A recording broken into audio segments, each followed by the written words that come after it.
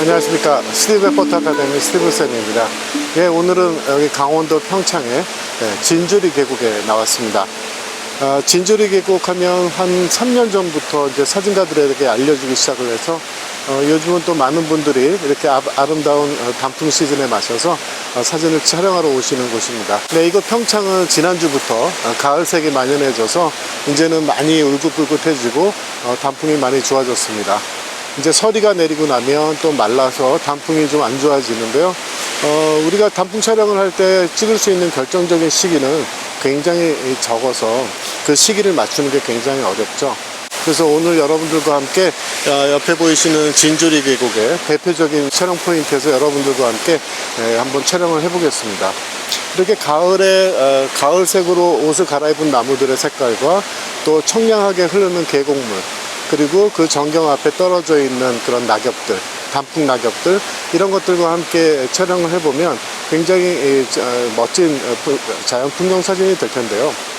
여러분들이 촬영을 오셔서 어떤 앵글로 찍어야 될지 고민하시는 분들이 많은 것 같습니다.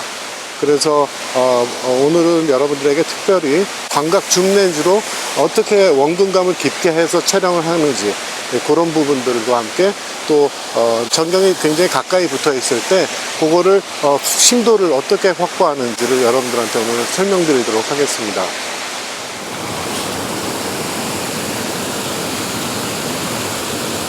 우리가 이제 평면적으로 정물감 있게 찍는 사진도 있지만 이렇게 계곡에 오게 되면 좀 원근감을 깊게 해서 촬영을 해야 되는데, 그럴 때 쓰는 방법이 광각 렌즈를 즐겨 쓰게 되죠.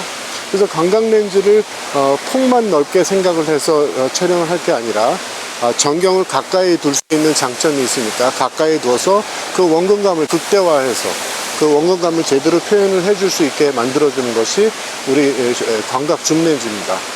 그래서 보통 1424 렌즈라든지 1635 렌즈라든지, 그래서 16mm, 15mm, 14mm 요 정도의 영역에서 광각을 최대한 열고 전경을 최대한 가까이 들어가서 촬영을 하게 된다면 아주 원근감이 극대화된 그런 사진을 얻을 수 있습니다.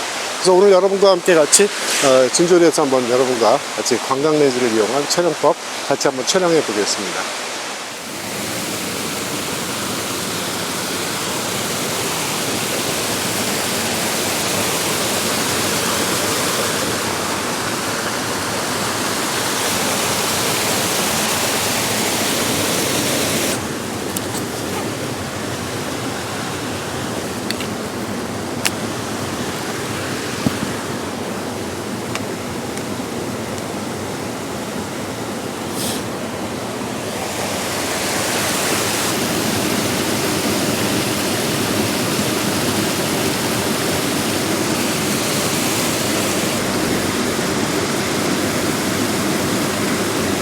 이렇게 촬영을 왔을 때 가장 먼저 하셔야 될 것은 구성 요소를 잘 파악을 하고 구도를 잘 잡으셔야 되는데요.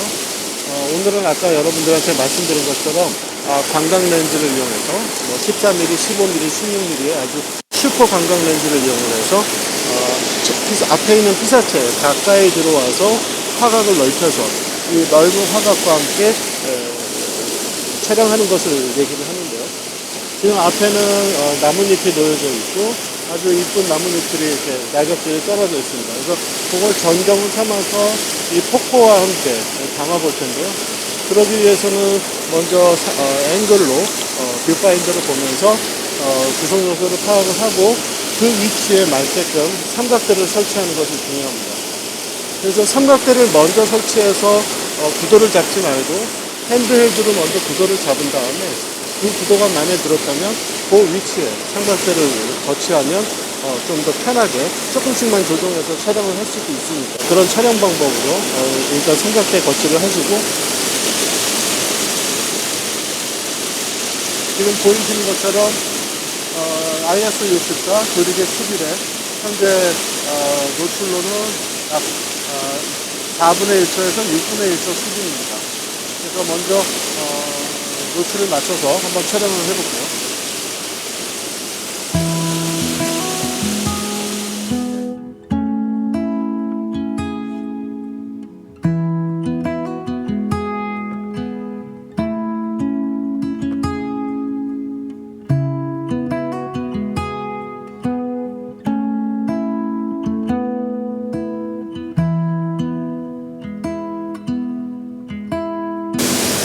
지금 보이시는 것처럼 현재 ISO 64 그리고 11에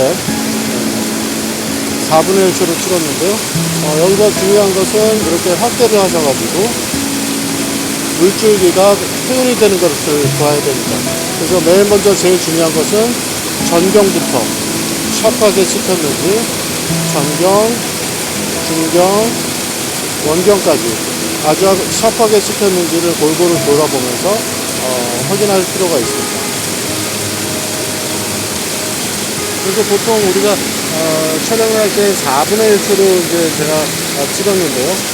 이런 유속을 표현을 할 때 조금 빠른 스피드인 4분의 1초나 2분의 1초 정도로 찍으면 굉장히 물줄기가 샤프하게 담깁니다.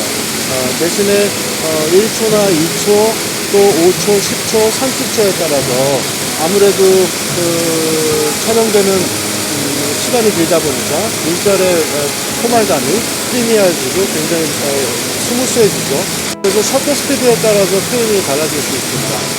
이번에는 제가 4분의 1초에서 1초로 올리고 투스탑 밝게 하고 조리개를 16, 22로 해서 같은 조건으로 한번 촬영을 해보겠습니다.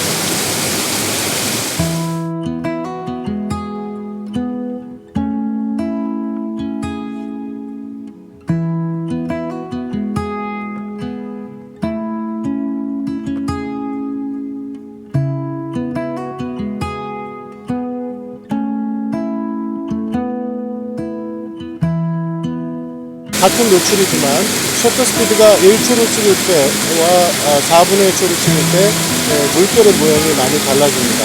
또 ND 필터를 써서 조금 더 긴 장노출인 5초라든지 10초 또 경우에 따라서 30초까지 그렇게 셔터 스피드를 길게 하게 되면 물결의 모양이 굉장히 스무스해지고 프리미하게 되겠죠.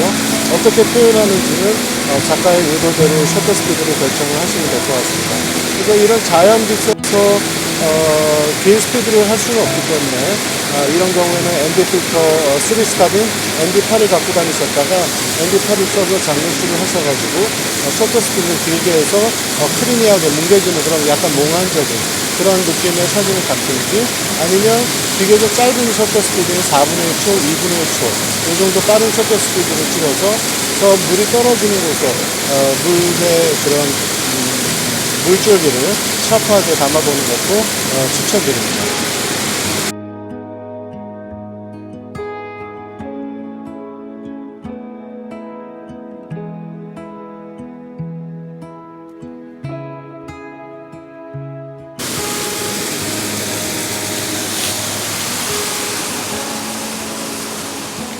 예, 오늘은 여러분과 함께 평창 진조리에서 여러분과 함께 계곡 사진을 찍어봤습니다.